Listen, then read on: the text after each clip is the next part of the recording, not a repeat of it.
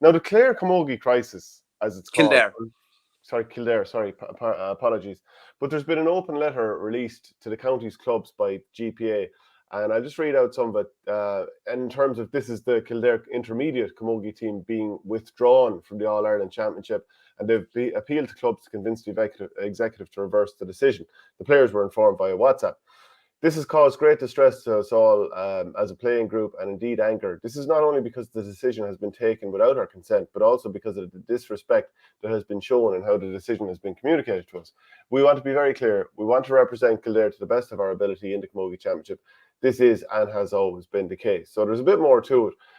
But you've kind of seen the other side of it as well, that this isn't exactly a team that had 30 at training every night, is it?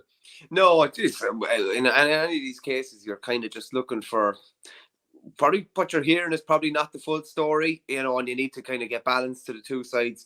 So from what I'm hearing is they had good numbers last year, and this year their average numbers of training were between 12 and 15.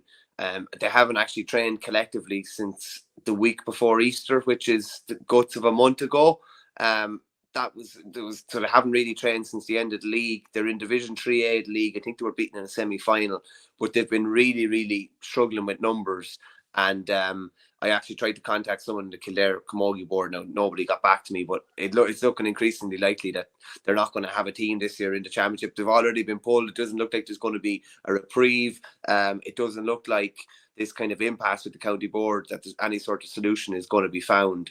And not playing championship for a year, and this year as a whole could have detrimental effects for Kildare Camogie going forward as well. And from what I'm hearing,